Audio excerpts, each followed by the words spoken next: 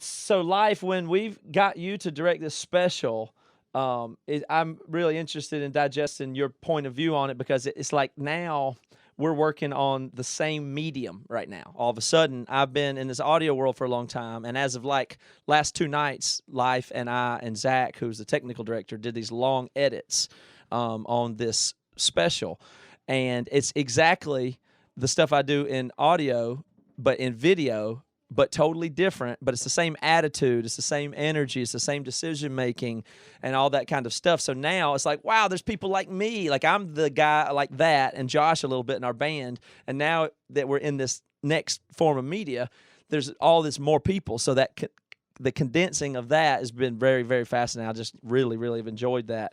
But I'm curious, how does somebody like you get to be working in this space? Like, what was your journey getting to here so that we're now collaborating directly in what I see as a new medium? I ran into you because Tim from Underoath, when he was on this podcast, I was talking to him after the podcast about it and just began to figure out how to put a team together to produce our special. And we talked to a few people, and your name came up with Tim, so I had you on a short list. And then when we had our conversation, I thought that would be a terrific fit. So you got to working with Underoath, but I don't really know all the backstory before that, how I wound up, having the pleasure to meet you and, get to this spot. So what's your version of it?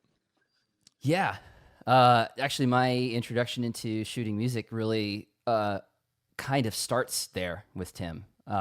Before that, it's been kind of a lot of local stuff, some documentaries, shooting short films with friends. Just been kind of on my own for the last 6 years doing this thing and just doing what I could to make it by. And a lot of it is, due to the technology meeting accessibility, where prices have come down so well that I've been able to compete and improve and get better and learn through YouTube and learn through podcasts and all kinds of stuff. So that was where the experience built in. And when everything, radically shifted in all of the industries earlier this year, or last year, I should say, it opened up opportunities. So I started streaming with my church, actually, of all places. It's the farm system for live music is church, no doubt about it. And video production. Exactly. Exactly. There's so many opportunities. And so that's what I did. I helped them to get, minimal things I could do, but help them to get a stream going. Learned some of the technology that I'd already been dabbling in and started going from there more and more.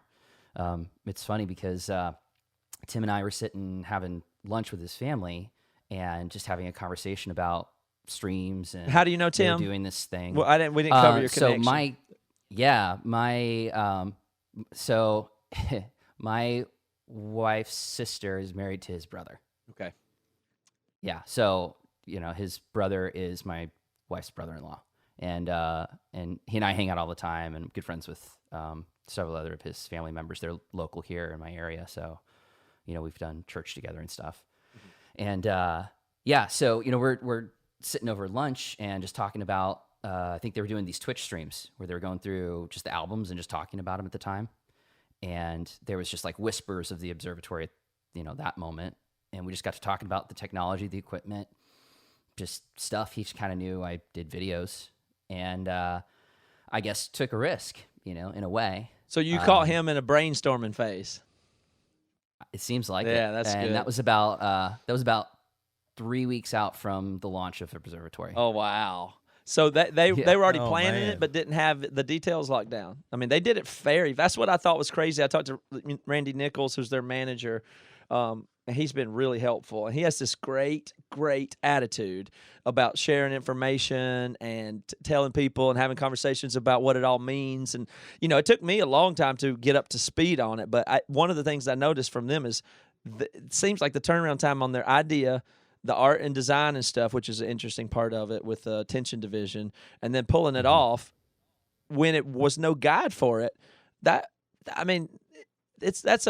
don't know. I mean, because I was very focused on streaming and bands and performances all year long, thinking about it just vaguely, and then all of a sudden, the roadmap appeared, and that was it. Yeah, and now it's on. And we were just trying to figure out how it was supposed to work. I worked closely with Joel and Brandon at Tension Division. They had an idea, a schematic, and they had a place. And that was kind of it. So from there, we just built our team, the video production team that could possibly handle what they were looking for. It went from something that was going to be 4 cameras to, in the end, we shot with 8 cameras, and we had to figure out the system for that.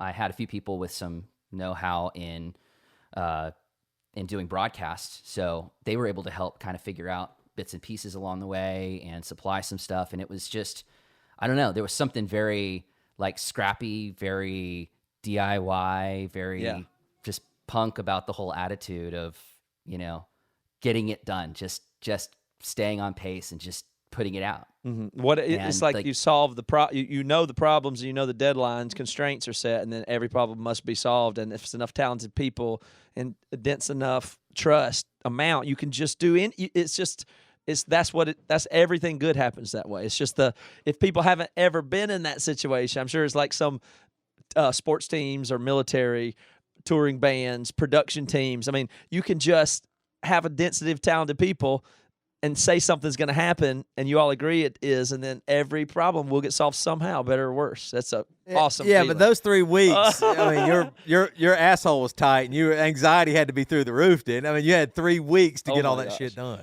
Yeah, I was losing sleep for a little bit there, trying to figure out what all was going to happen. I didn't really know anything about single music at the time and what their role was, so I didn't know where my responsibilities ended.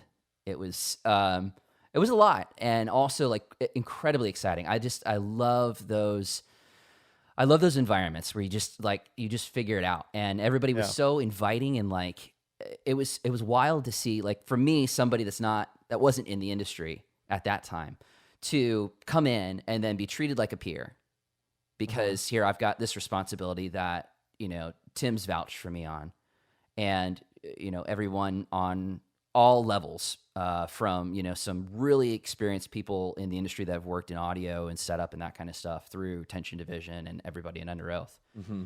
And that made for this incredible collaborative spirit, Yeah. Like, that was key. Well, the trust has to be high for that, and so knowing the people already, so you can. It really has to do with what much you trust people on what you can expect from them, and hold them to expectations, or how far you can push them. Basically, you have to trust people to allow them to stretch you or whatever, and then you just figure it out.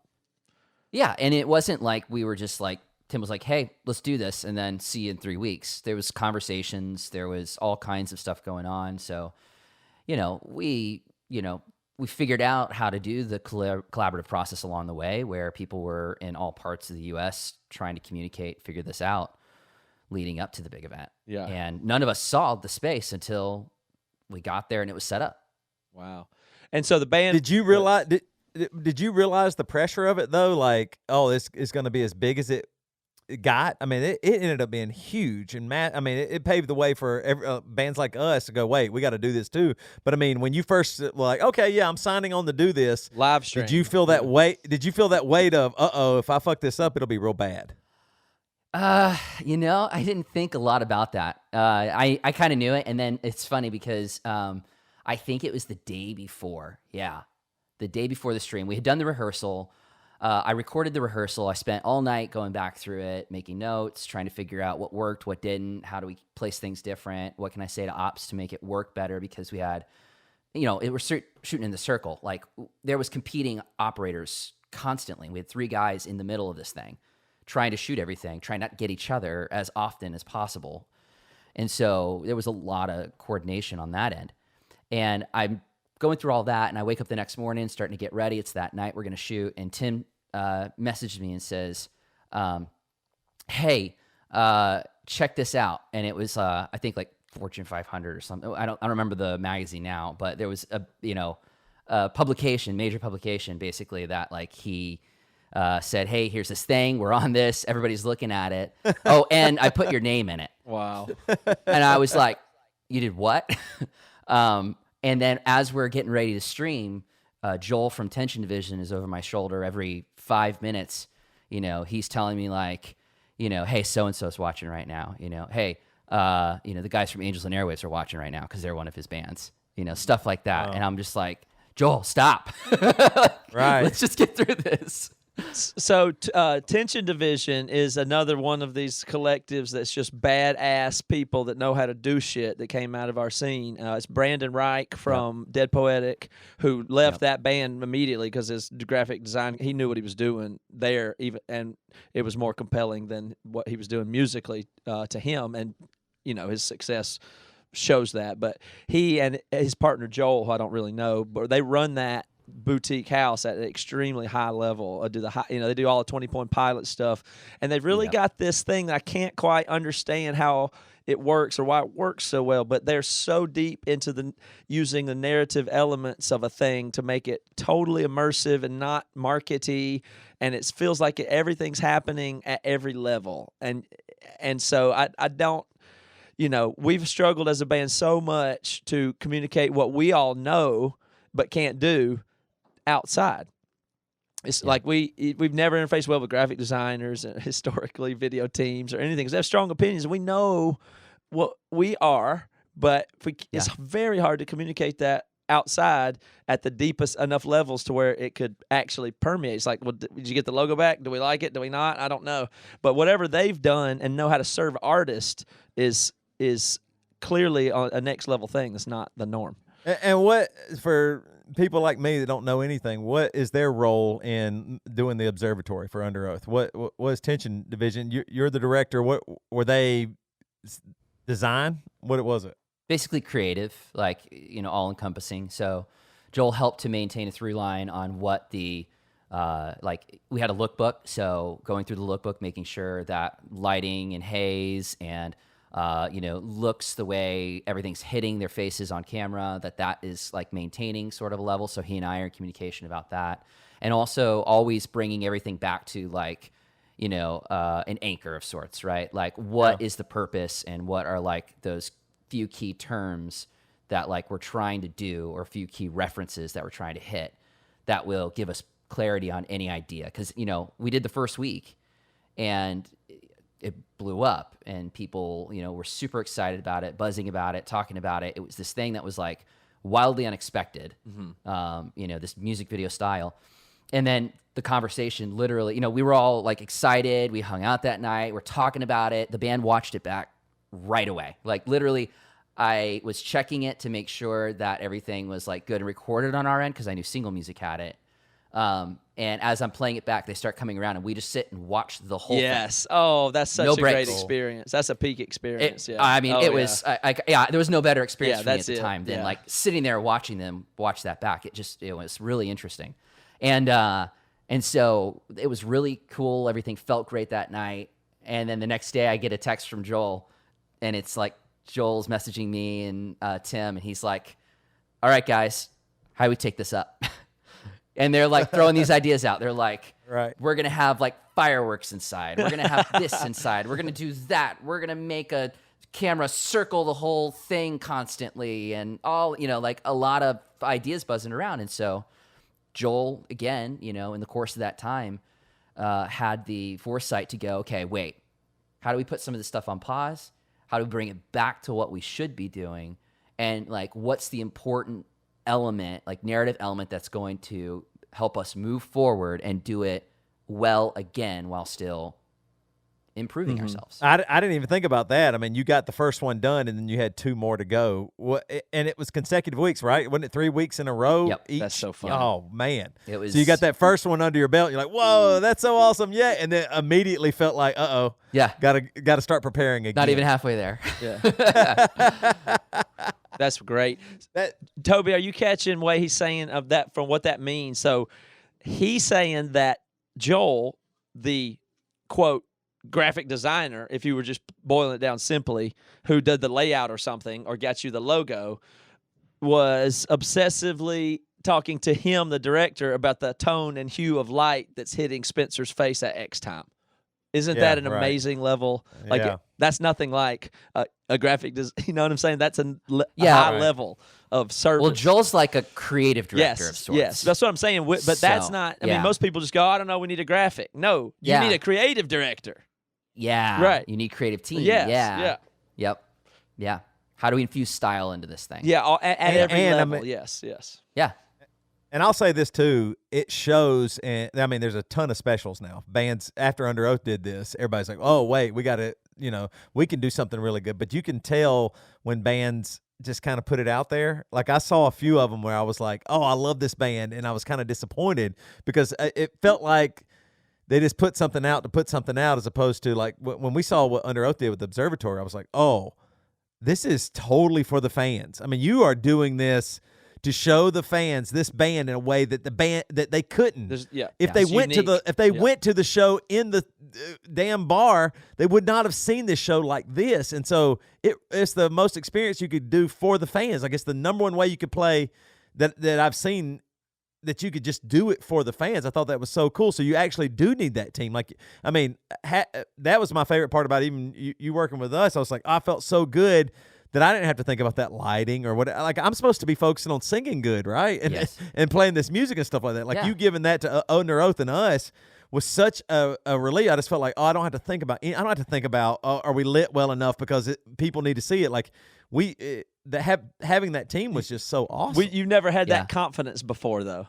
I haven't about so. Right, I haven't either. I mean, you have videos made or whatever, but this one we had the expectations of what we could see what it could be and knew what the standard was that Underoath did, and it's like, oh shit. So then all of a sudden it's just like the stakes are high, and then we invest money, and then we get, so obviously to get you to be able to do this for us has just been awesome. It's like, okay, well, we know for a fact that he, quote, gets it.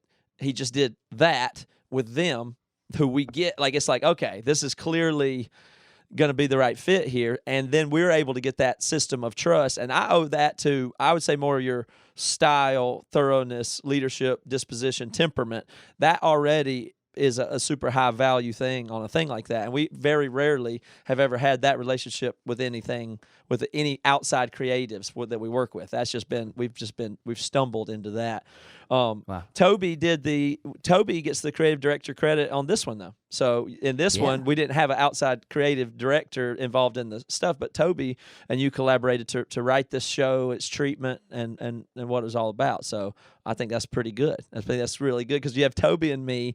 If we don't have another competent person, he knows I'm a fool. And I know he's a fool, so neither one of us. I mean, we trust each other in areas we trust each other in, but neither one of us has another outside of that person, coming from the top down like that. And Devin, of course, is just right in there with us. But having an outside person instead of me and Toby just figuring it out together and waiting to see how it turns out is a totally different ball game. So that I thought that was the most amazing thing about it, was to free us each up to worry about just one thing.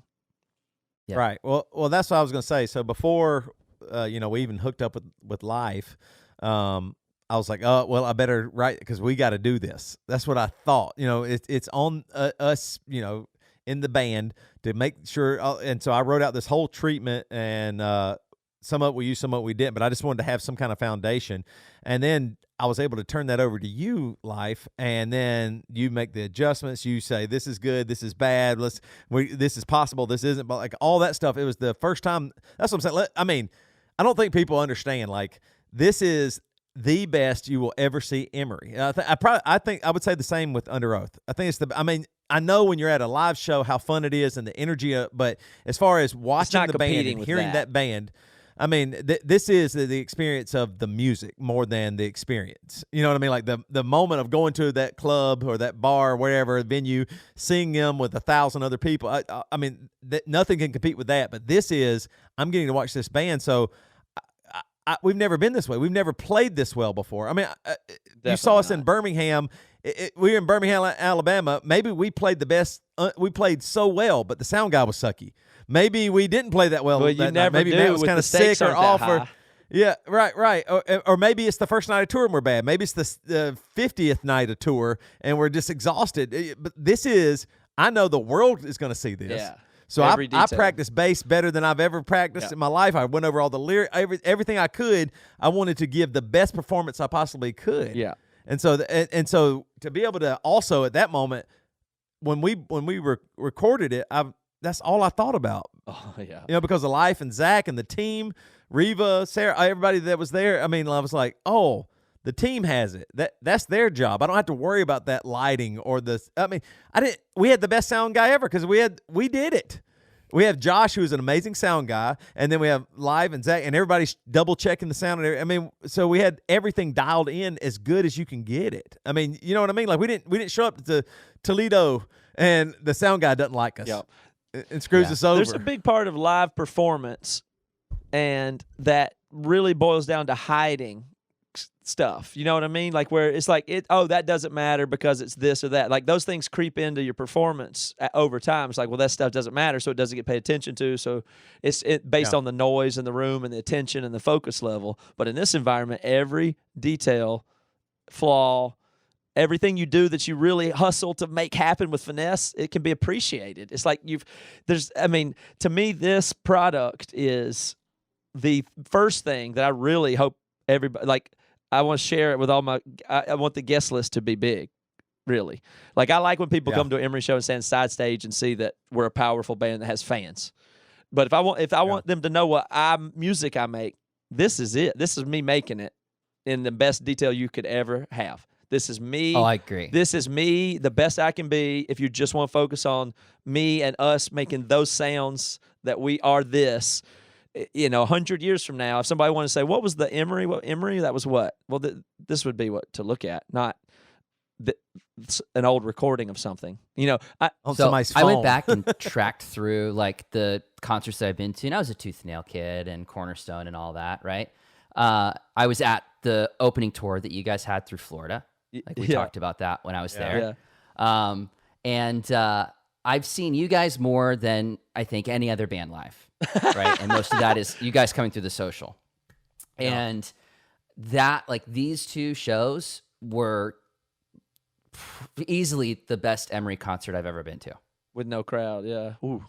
And it was just, oh my gosh, it was so fun, like the whole experience. And seeing you guys do that, I want to, like, interject this too. The value of doing it the way we did, and like Matt, we worked hard to make sure, right, you and I, that like nobody thought there was a second chance. No. Now, there was always the idea of going, well, we'll have another hour if we have to do something.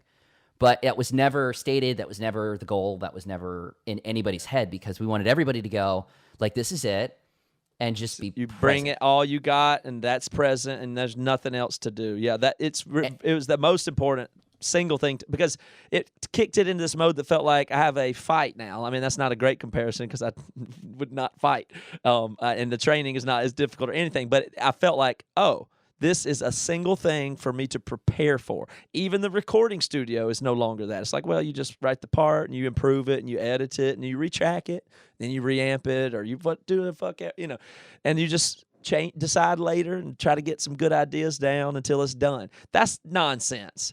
Learn it good, pull it off on that day coming up. Be ready. Yeah. Give it. You can't get that any other way. And it's just awesome. And you only had to do it the once. Yeah. You didn't have to go and do it the next night again, and the next night again, and the next night again. And there's value in the show. There's things you will never strip of being present with the band, the way the sound feels on you, what it's like to be singing with, hundreds of other people, the same songs. There's an energy to that is like really deeply spiritual that, like, you can't get in these streams. But there's also a production that you can't tap into, and a performance you can't tap into in any other way. Well, I don't want to give away the beginning, but the whole start of the thing, we literally walked from the green room to stage and played the whole set. Yeah, we walked from the green room, walked on stage, and I put on the bass and we started rocking out and playing. I mean, it's the exact same as it is. I mean, it's what we did. It was so nerve wracking. I felt like the same way. It wasn't like fight. I was trying to think, like, what do you? It's not. I don't want to say war or anything like that, but it's like a band of brothers all in this one moment. Everybody pulled together and just did this thing, and it was like really intense. From my point of view, it was like, who could drop the ball that would make all this go away if the audio recording Right. fails or something, or it's like, oh, that's not usable, or so you just can't get it together, you can't get the music right, you have to stop or something. Like it's all over if that happens. So, or do we got it? And the anxiety levels for me were so high, but I loved it so much. It's just so intense. Everybody was so in tune too. Like, for example, we got there, we had a projector for shoot stuff on the walls behind us, and then everybody was like, wait a minute, but what if we got a second projector? Should we do it? And we just went, yes, do it. Get And the we got good the one, second yeah. projector and found a company that would give us a second projector For that day. $400 a day, and we only needed it for one Right. day, but they had to charge us for 2. But we said okay. But we said We did okay. it. I mean, but that's what I'm saying. Every decision was like, we have to make the decision now. What is it? Okay, moving forward. Love it. I mean, you just make those decisions, and it was just, I mean, just the moment there was just there really was like electricity or energy in the room. Like you really could feel it. That's what I was going to ask you. What was that energy like with Under Oath? Like, I mean, because you guys, there weren't a lot of other examples for what they had done. You know what I mean? I mean, How did they know to what set the y'all were vibe doing. if they were going to headbang a lot or less than usual? Because that was a real conversation. Like, what energy are you giving? Is it play the best you can and stand still? Is it a studio session that's taped? Is it all about just trying to make a music video where you're rocking out? I mean, there's a giant spectrum as possible there. There was a lot of rehearsal that went into it, and they spent a lot of time going through the full set. They were all on time code for the whole thing, so there was no getting off that as well. We had our lighting director on cues, and he was working from, I don't know, like Boston or something. Like, he wasn't even in the room. Wow. And like pre-programmed the whole thing and did it week after week after week, a brand new show each week. That's amazing. Yes. And That's incredible. I can't even imagine that. the process was, totally unreal. And also something about it was very just like casual at the same time. I want to say, Tim's got this great motto that he kind of carries through everything, which is like, be a little shitty. And there's something about that gives you the flexibility to like function, to let little bits and pieces of mistakes happen, but to go for it, to really go for it. And I think that was part of the model. And I mean, honestly, these guys are just so pro. They just turned it on. Like, I didn't see the performance until the day of. Like, I mean, I did, but like, it was just, I don't want to say boring, but like, it was just getting through the music until showtime. So I had no idea what we were going to actually get. I didn't even hear Spencer scream, anything until showtime. And that was nerve-wracking too. Just the feeling of like, especially for the first one, the feeling of like, how are we going to get to something that feels like Under Oath, like high energy? Right. Like, how are we getting there from our rehearsal? Like, I was, racking my brain every rehearsal through the night until the next day when we finally shot it. Just, high anxiety, thinking about how to replace things, restructure things. What are we doing? What's wrong? Is it us? Is it gonna come? Like, what's going on? Yeah, these situations there's so many situations you can imagine in something like that where, something's really wrong and it's that guy's fault. Fix it now. Yeah, and I did not want to be that guy. It could be in the anybody room. at any time, and it's so wild. There's time code. There's oh my gosh, it can go wrong, and it will, and it always, always, always does. And it was live. Yeah. But did you avoid all of that? Was there any hiccups that caught you off guard or anything like that? That was the biggest Was everything emergency. smooth? Well, the biggest emergency was the day of the first show. The internet went down, like the global internet. Oh, the whole like internet. Google shut down. That's right. I forgot about that. That was the day of the show. I'm testing stuff. I get done with the test stream, and we're doing stuff. I feel on pace. I'm like, we're good. Everything's going good. And Joel comes up and he goes, "The internet's down." I was like, "No, I was just running a test." He's like, "No, the internet. Capital. The internet. That's amazing. Golly. Yeah, I mean, that was easily the biggest thing. Outside of that, I mean, we were definitely just, blessed to just have things function. I mean, there was minor things here and there, technical things. Aaron had some issues with a mic stand at one point. I mean, you could see stuff, and he's just such a pro. We're like, we cut to him on camera, and you see him real quickly like knock the mic and just like start going at it. Yeah. And without missing a beat. Yeah, you he's know? great. And there's always stuff like that going on, and you see, techs running around trying to fix a thing. And so I don't know and see any of that stuff. We had cameras go out here and there, and so I had the guys on my team running around grabbing, ops and fixing cabling and helping them untangle themselves from the band members. I had an operator that was wrapped around Spencer at one point, and all the messy stuff that, as long as you've got a hand or two, it can that's willing to make it happen, it can get done. Well, that one is so successful as far as the size of it and the model and the response and how it was well received. So it was successful on every front, and it was just like Tim's saying on here, how it made up as much money or more money than the whole tour that they were planning on doing. And he said three times as much. And it was the first live Under Oath experience that they were able to give to, I don't know, a lot of the people that watched it. They've never been, like, they live in other countries and places they've never been to. So it's the first time you could even offer such a thing. So obviously it's good. And if you can get that, there's something that's like the studio magic. It used to be you go to the studio and you'd really prepare and it really mattered, but that was so private. But now it's like, this really matters, and you have to really prepare, and you can share it, and it produces something that you can press on vinyl, which is an album. So to me, I'm really seeing this as transcending the album. And there's plenty of live performances that could become albums or something, or some hybrids or whatever. But I mean, now there's no boundary, obviously, from studio to performance or anything. Some of it you could think is demos, some of it's live, some of it's pre-recorded but live, but it's the real moment, the real take. Like, all that is now wide open. And all the innovation is in front of us, and it's working, because it really is impressing people when they see it. And the demand is really there. It's not, that's just Under Oath. It's all the bands that have been doing it have had great success. That all the people that share their numbers and stuff with me are very good numbers. And it was our goal we had some goals there, and we've already hit. It looks like we have. I mean, it will have crushed our goals. It looks like too, which means it will probably be Emery's most tickets sold of a headlining show. It'll probably be it's already our biggest merch night of our career, Wow. and it'll probably be the most money we've ever at least earned in a single performance. And so that's so exciting. And they don't even know how good it is yet. That's the best part. Yeah. I can't believe it. And they don't even know it's going to actually be so, because they just did that on demand, just reputation and belief. Which is what's scary about making it. It's like it could be a dud, and that would be. I just never want to show my face again in life or ever play a show if it was a dud. But it's not a dud, and it turned out so good, which I only know because we wrapped the edit last night, and I'm finishing the audio tonight, and I'm so I know how good it finally is. The anxiety is finally relieved from me just now that it's going to come out, and I know how good it is. So I'm so happy that the people bought it just on reputation, and they're going to show up. I already know that, and I already know the show's good.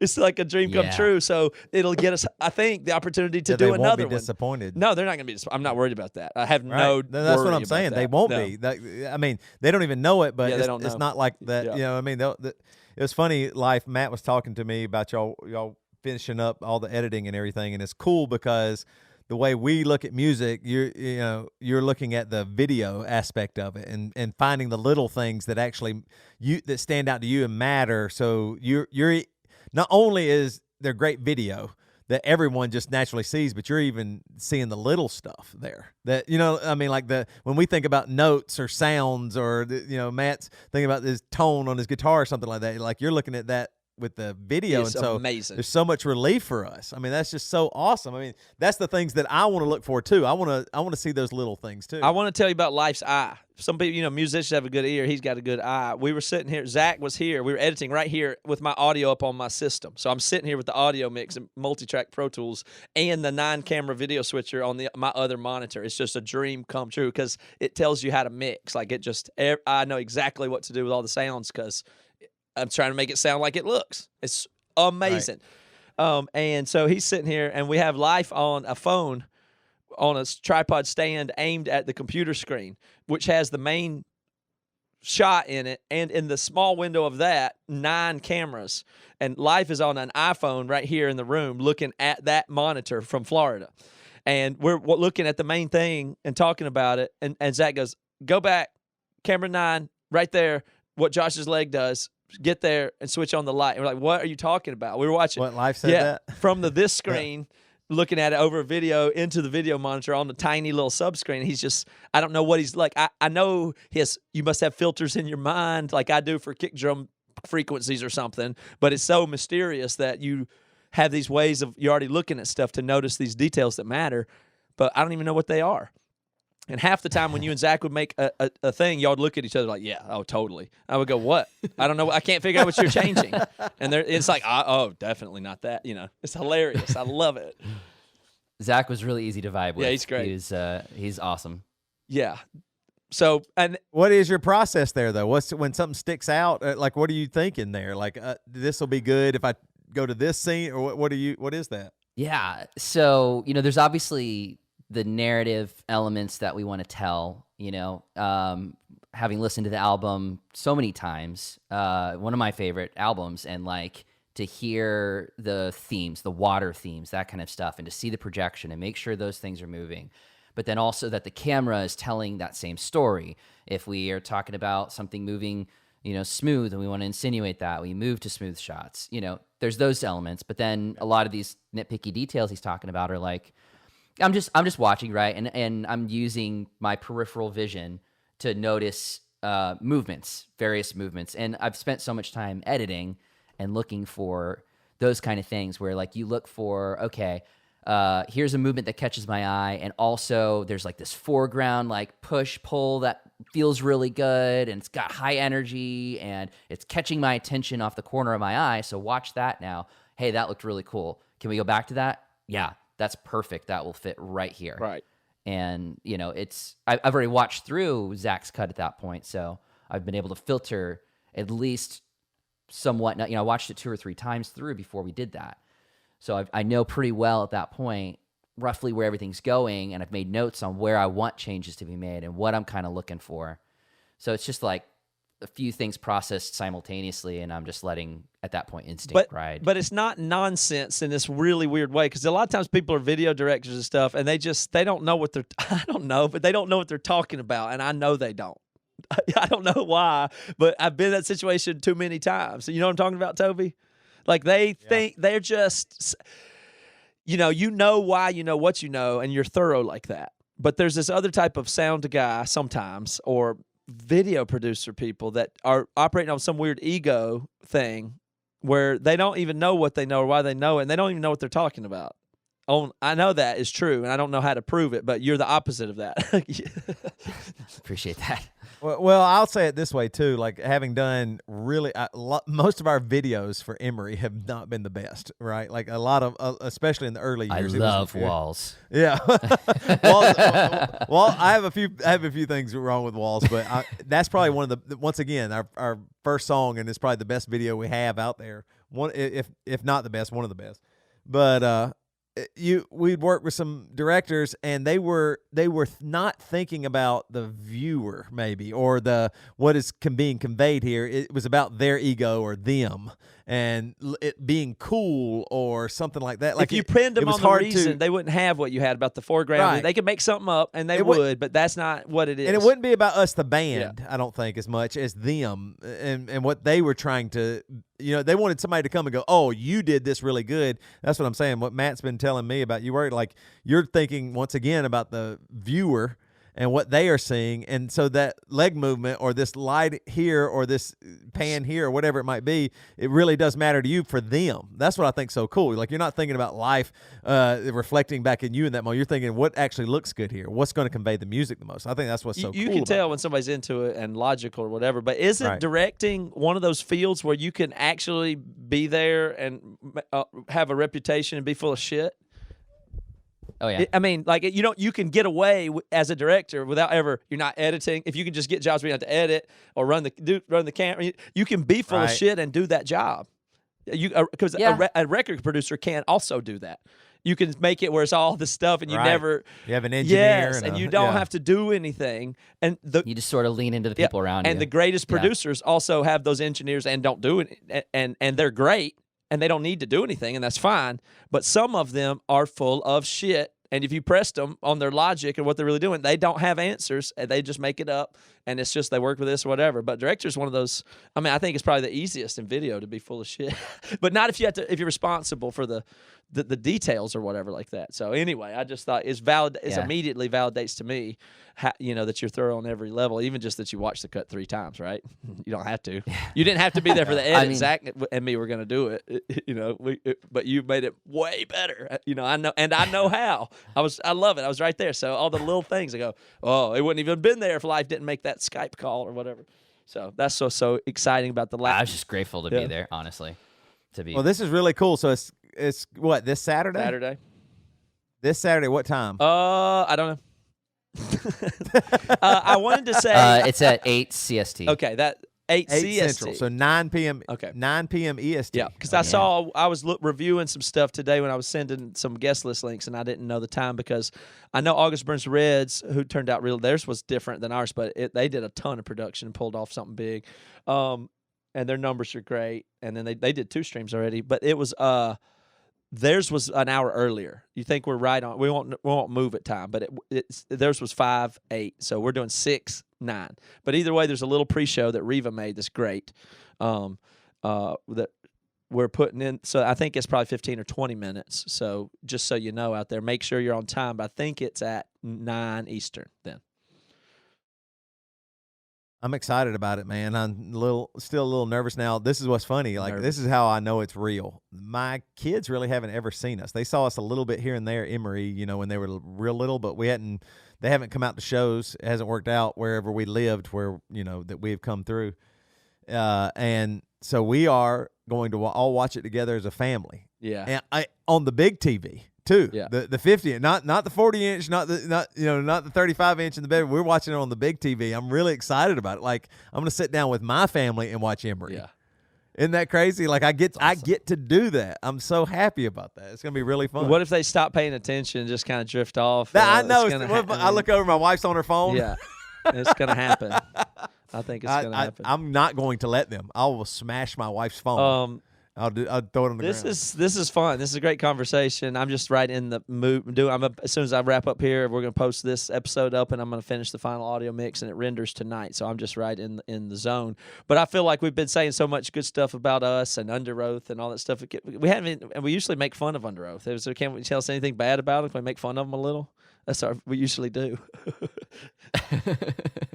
Tell us what's bad about Underoath. We need a little fuel. What's bad? What can we make fun of Underoath for? Tim, kind of a sucky brother-in-law. Yeah, is he a shitty? Or something? Yeah. What's Thanksgiving like with that asshole? Yeah.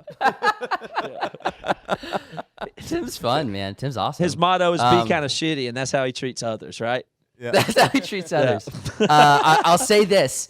Again, being like a, tooth and nail Cornerstone kid, They're Only Chasing was an important album to me, like others.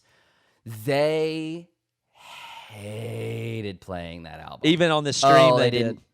They did not want to do it. I'll tell you this, though. Like the rehearsal came, and like finally I felt like all of our video elements were like on point. We were ready to go. Everything was moving, and I felt ready for the rehearsal for the first time ever. I didn't feel like I was, fixing anything for the rehearsal. And they played it, and it went, and I was just so bummed. Honestly, like, man, this just doesn't feel right. And I'm anticipating it. And I'm going, I know people are looking forward to this. I know people are waiting, like a lot of people are waiting for this specifically. Yeah. And it's like, I don't know what to do at that point, I think Joel later on goes and tells me, he's like, I kind of noticed. He's like, we talked about it. And I'll tell you what, it didn't matter how they felt about it because, it's a song they all wrote when they were kids. A series of songs they wrote when they were kids.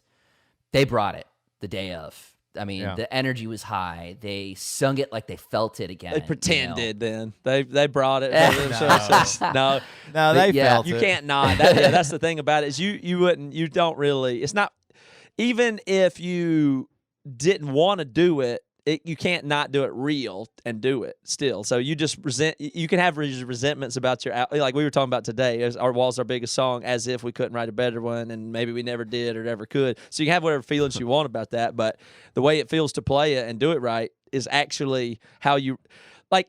That's the point of music, is to like express the neurochemicals you feel and make it line up with another person. Like when you write a song and play it, they feel what you felt a little bit in some way, that it's sympathetic vibration. And so even to make the music, you can't, you have to go there. Like it affects you just to make it, even if you don't want to feel those feelings it makes you feel, you still will. Yeah, and totally. and I'm excited too, because we hadn't even mentioned it, but I mean, we also did the second one. We got the Weeks In coming up. When is That's it? January 27th, which is 17 January 27th, days. right? 17 days. Yeah. It's 17 years to the day that To the January day. 27th, 2004. If you can remember that day, I remember it. It's the day the Weeks In came out. Very intense time. And I feel that now. I feel there's an intensity about this that's like where the world's at, and new things, and just this pure high stakes creativity with real response and media coverage, and and every possibility's out there. There's King's Caves was great. Demon Hunters is great. Oh yeah. August Burns Red stuff was great. May did one I didn't catch it, but I'm sure it was good. And now that's just going to inspire more ideas, and it's like you're going to want to one up Amberlin's. I mean, I haven't seen their latest thing, but it looks like it's really good. The stuff. Have you seen their latest stuff? It's not out yet. Okay, well, I bet it's going to be It's good. Friday. I'm sure they've upped their game, and they're going to really bring it. So, that's right. It's Friday. Okay, so they're Friday. We're Saturday. So you get to watch Amberlin there and you go. Emery on the week. That's pretty. Yeah, good. go buy So, everybody's. Yeah. So January 9th, 2021, and January 27th, 2021, we got I'm Only a Man and the Weeks In. This is going to be good. Life, I'm excited, man. Me too. Thank you for working with us, dude. We really appreciate it. I promise you, I could not have felt better about, like, when I left, I said, all I care about, because we spent a lot of money. I mean, we actually spent a lot of money, and I was a little nervous because, I mean, it's a pandemic, and this is our whole career, and we're spending a lot of money. But I was like, after the experience, I remember flying home with Devin, and I was like, if we can just break even, then it's the greatest thing ever. I don't even care necessarily, because I felt so good about the job that we did. Like, this was like I went to work or something and really did it. Like, I felt so good about myself, my performance, everybody's performance, your work, your effort, Zach's, everybody's. I was just so happy about the whole thing that it really did come down to, this is Emery and great music. That's really what I'm taking away from this. I mean, so much other good stuff has happened, but this is really Emery at its best, and I'm just so happy. Yep. That was a feeling I had too. It's just like people tell me, Matt, don't worry about it, relax, or I'll be all uptight about something. And it's just, I was like, but don't you need this and this? The music's good, you're good, it looks good, and that's all. I go, okay, that's just so pure. It's just pure. So anyway, thanks for being a part of that, and for being able to collaborate with Toby and I at what I consider a high level of productivity and value, and a high standard of stuff. It was so satisfying. So thank you for meeting us there and making us, and enabling it entirely. Yeah. All right, dude. I'm sure we'll talk to you soon. Sounds good. Thanks, guys. All right. See ya. See you at the rap party. See you.